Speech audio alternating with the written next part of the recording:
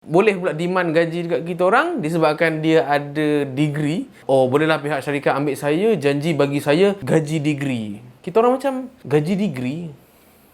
Gaji degree tu apa?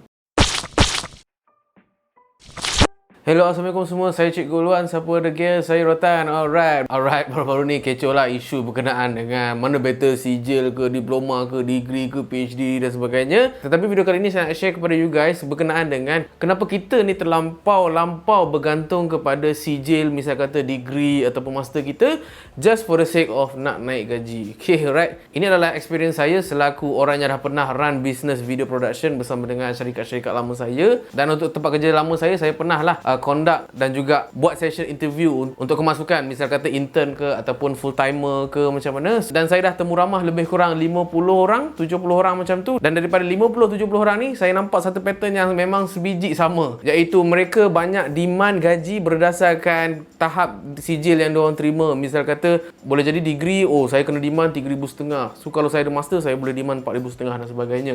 Ini sebenarnya adalah real case yang saya hadapi. Walhal apabila ditemu ramah, bila kita discover balik, kau tahu tak Premiere Pro, kau tahu tak After Effects, kau tahu tak basic editing tu semua. Dan apabila kita buat session interview lebih kurang 5 orang, lebih kurang macam tu, biasanya kita orang akan dapat lebih kurang seorang dua je lah yang berkualiti. Yang selebihnya pada saya boleh jadi diorang tak berapa nak skillful, ataupun diorang ada minta request yang pelik-pelik. Antaranya itulah, dah lah dia punya skill pun tak seberapa kan. At the same time, boleh pula demand gaji dekat kita orang disebabkan dia ada degree. Oh, bolehlah pihak syarikat ambil saya, janji bagi saya gaji degree. Kita orang macam, gaji degree?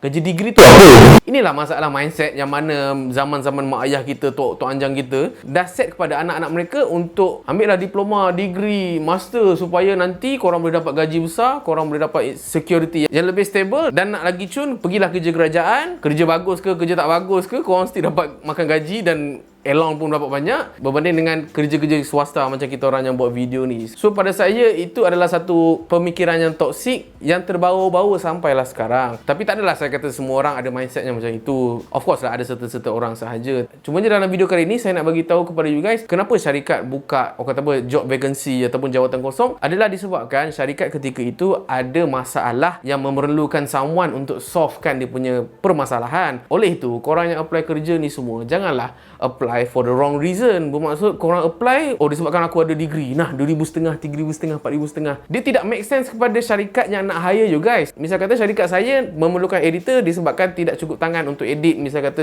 2-3 video sehari kita orang nak edit, misal kata kan. Oleh itu, you guys yang interview job ni kenalah tahu. Boleh saya tahu syarikat you guys ada masalah apa-apa supaya saya boleh bantu.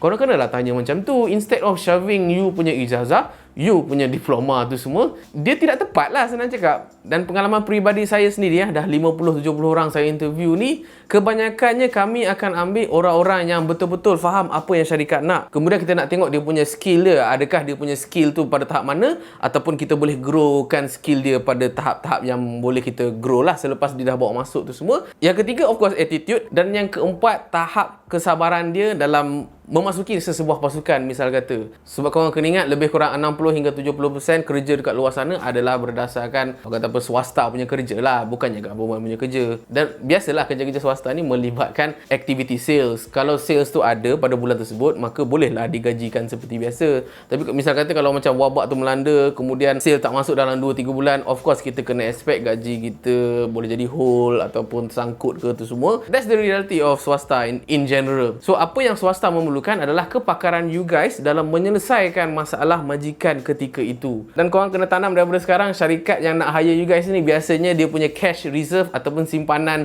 bulanan tahunan dia tak banyak. Boleh jadi bulan ni je yang boleh bayar gaji, bulan depan dah tak boleh. Sebab itu majikan biasanya memerlukan orang-orang yang skillful, orang-orang yang bersabar dengan keadaan semasa tu semua. Memang sangat-sangat tak logik untuk syarikat mengambil korang disebabkan korang ada diploma, disebabkan korang ada hutang PTPTN, so syarikat pula kena fikir macam mana nak bayar you guys. Benda tu takkan berlaku lah bro, melainkan korang kerja kat kerajaan. So itu adalah pendapat peribadi saya. Sekali lagi saya kata, korang nak belajar degree ke master ke apa, boleh dipersilakan, tetapi dengan mindsetting yang betul. Jangan mindset mengambil segulung ijazah semata-mata korang nak demand gaji yang lebih besar, sedangkan dalam peringkat swasta benda itu memang tidak pernah berlaku. So itu saja yang saya nak share kepada you guys. Apa lagi yang you guys nak tahu berkenaan dengan video making ke, pensyarikatan ke, cara nak apply interview ke apa, boleh Roger dekat bawah. InsyaAllah saya boleh tolong. Saya Cikgu Luan, siapa degil, saya Rotan.